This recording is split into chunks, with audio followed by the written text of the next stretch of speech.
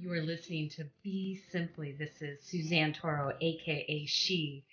You can anticipate being inspired, discovering some inner and outer wisdom and inspiration.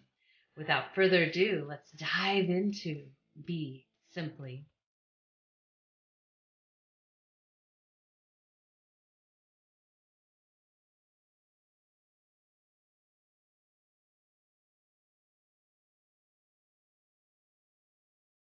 Welcome to this segment of Mind You in Food brought to you by Be Simply. And I want to thank you all for being here. This is Suzanne Toro. And today we're going to dive a little deeper into summer foods that can assist us year round, at least part of them. And they're plentiful, especially in Mediterranean areas in the North American continent, in most regions. And we're going to be talking about tomatoes and cucumbers and olives and a lot of the fun things that you can do with these, and how when we eat proactively, seasonally, this helps honor our physical temple. And then we don't have to do so much, micromanagement of what we're getting and what we're not getting.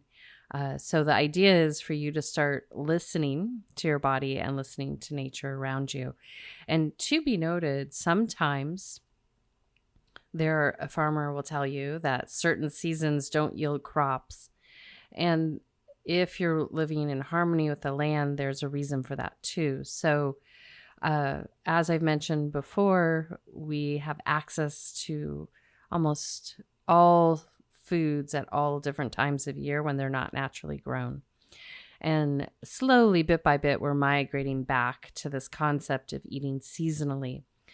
In addition, if we look at like Ayurveda or Chinese medicine, to remember that it's possible to match the botany, the herbs that were modeled in China for Chinese medicine with your local regional herbs or where you grew up from. So as I mentioned, if you say you were born in India and now you've migrated to another part of the world, your biology is going to want foods and herbs and spices from that region. So this is really an important subtlety and something that I consider, especially when I do herbal blends or the cleanses that I facilitate, to honor the human's biology and where they're from. As I will say over and over again, one size does not fit all.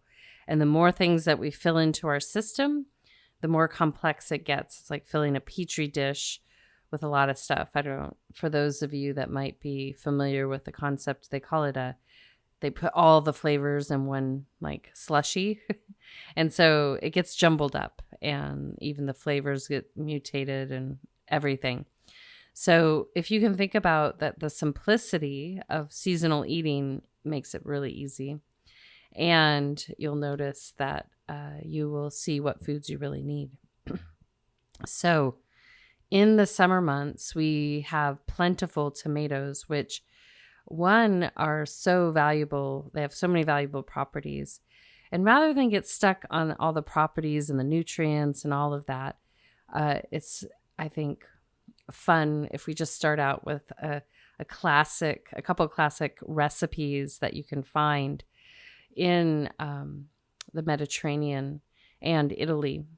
And so if you've ever gone to a place called Greece, they grow really plentiful tomatoes and cucumbers, zucchinis, very simplistic crops, vegetable crops. And there's a reason for that. Lots of fish. There's lamb. I don't know that there's that much, at least on the islands, it varies. And that's another thing to consider. So the beautiful thing about these vegetables / fruits, they're considered fruits actually, tomato and cucumber, you pair it with the olive oil that grows in the region, some of the local herbs like oregano and salt and pepper, and slice those up and add that olive oil. And there in Greece, you can get the feta cheese, which is relatively easy for the system to digest. And then you have the actual physical olives, the Kalamata olives.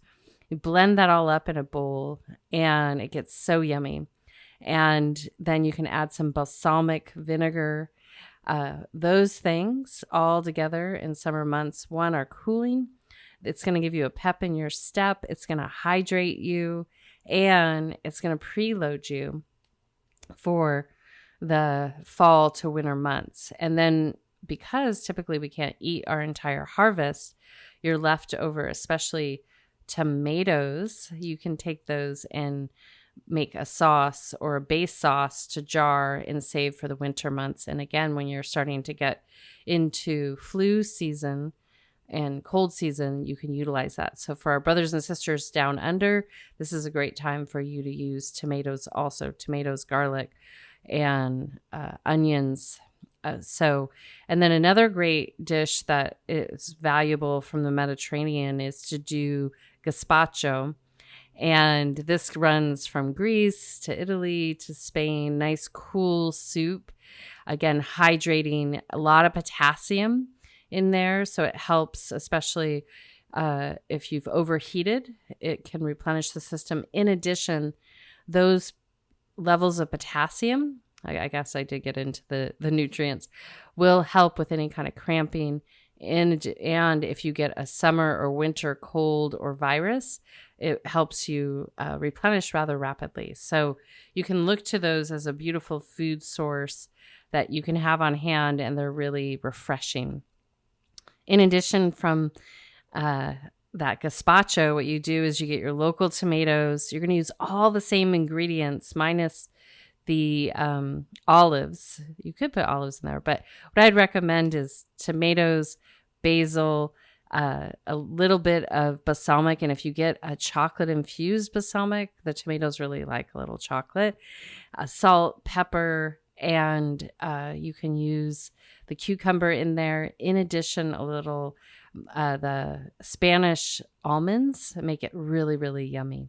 And so you can make a good sized batch of that, keep it in the fridge, really cooling, refreshing, light meal in the afternoons, especially if it's a hot day. And again, you're getting a really nutrient-rich meal in. In addition, if we migrate a little across from Spain or Greece into Italy, bruschetta is another beautiful, most people are familiar with this, similar to a Greek salad, but a little different. You're going to chop those tomatoes, put garlic, a little bit of red onion, fresh basil, use your hands, oil, balsamic, and really work the tomatoes and all the ingredients together. Also with your basil, hand tear it very gently. You'll get more flavor out of it, and the plant is more receptive. It doesn't like being cut with a metal object. And you might say, well, how do you know that? If the more time you spend communing with your food, you'll realize what things like each other. Certain fruits and vegetables like to be with certain fruits and vegetables, and others don't. So it's kind of like humans. Certain humans like to hang out together and others don't. So with that being said, I welcome you to, take your ingredients for your bruschetta, really blend it up. And then you can do two things. You can get bread. And if you don't want bread, you could do little toasties and layered on top with a little bit of parmesan on top, or that goat cheese. Or you can use cucumber slices. This is a great way to add that cucumber in there. And again, if you don't want to have the bread, that's a way to go. And sometimes if you really want to switch it up a little California style, you can add a little bit of avocado in there and even the olives. So those are like 3 dishes that you can do in this time of year that are nutrient rich, they're cooling and replenishing and comfortable to eat, especially on a hot day. That's the other key ingredient, is you want to really ensure that you eat simply in the summer, especially in the hot days. So from there, I want us to think about how you can integrate just these simple ingredients. And the other wonderful thing about these ingredients is that you can put them in your garden. They grow really well, especially if you're in the more Mediterranean climate. In the North American continent, they grow really hardy. So there's still time to get it in, especially if you live more on the west coast of the North American continent.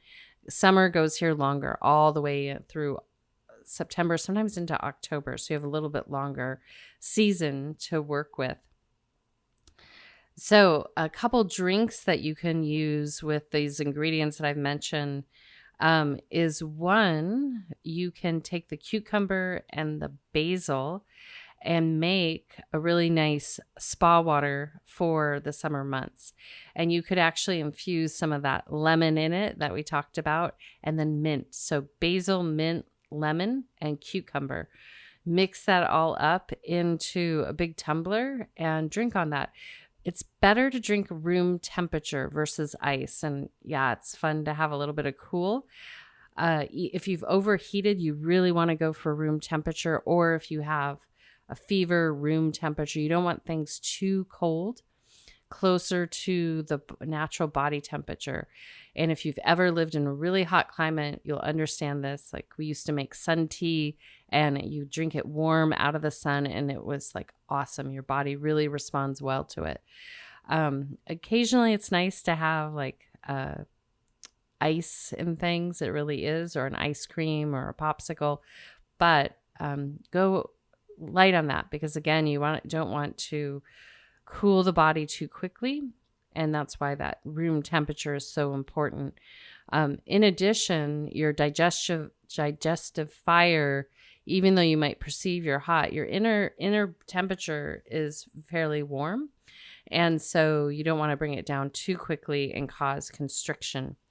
So those are some fun things you can do with those base ingredients. Also to be noted, 2 little cherry tomatoes equal 2 aspirin. The other thing to note is that the thicker skin things like grapes, tomatoes, cucumbers, these have a natural protection, blueberries even, and it would be nature's pesticide to keep the pests away from eating them. If you feel a little bit like your liver channel is congested, again, this is feeling into your body.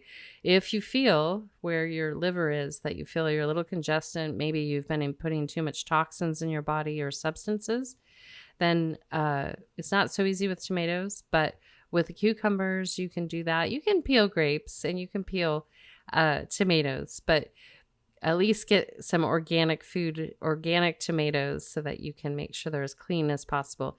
And the same with almonds. So you can soak them and remove the skins. That'll eliminate that taxing on the body, and sprout them up and then blend them to your gazpacho.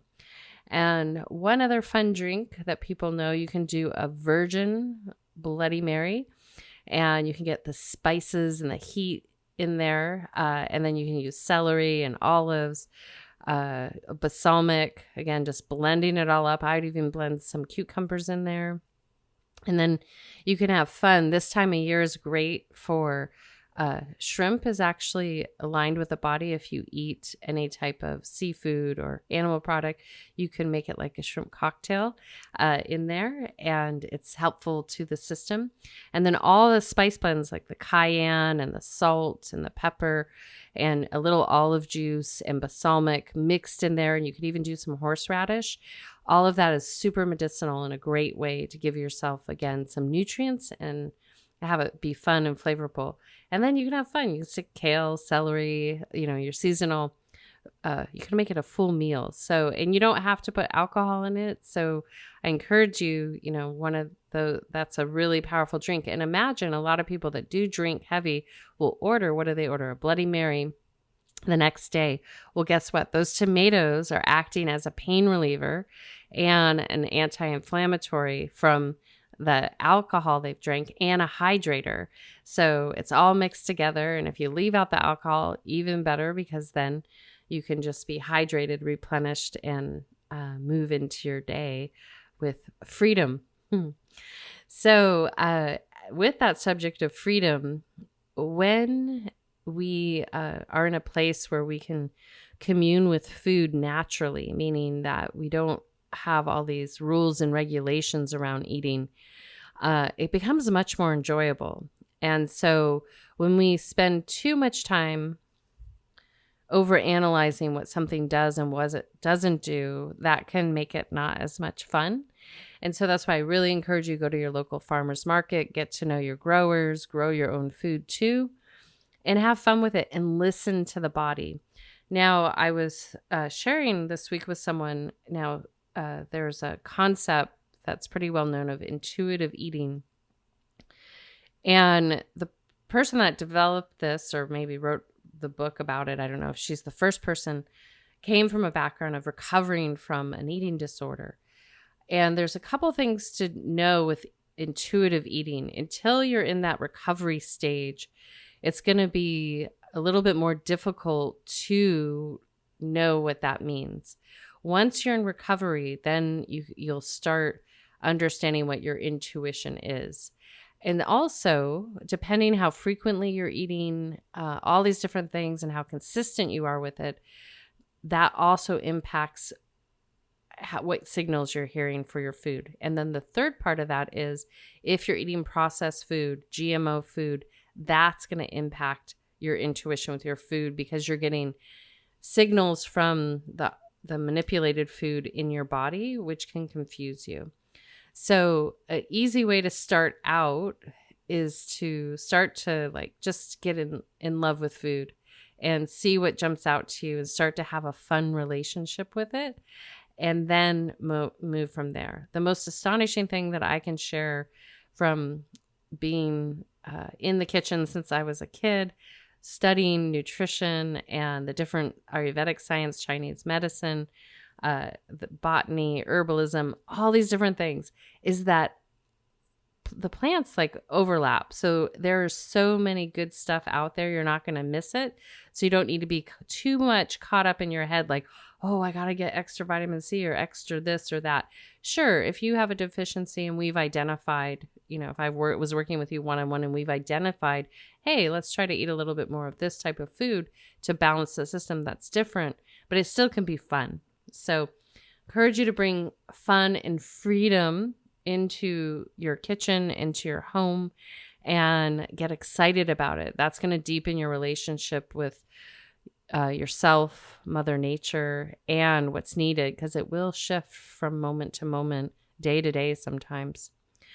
So today we're going to exit out with a little Kadri Scott Shine.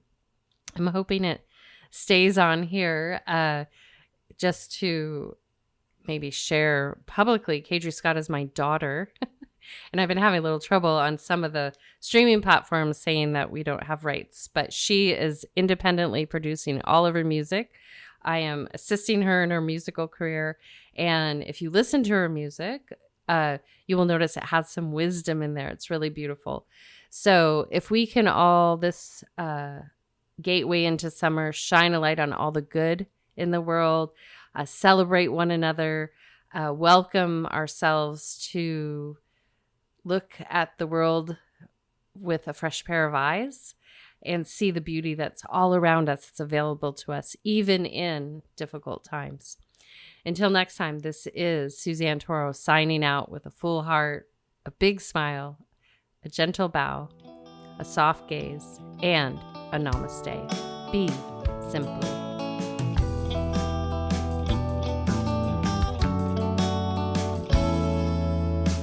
Every day I'm looking and searching for something to calm my mind, but I don't know what I'm looking for because it's hiding behind the lines. Still so dissatisfied, can't tell who you've been nice.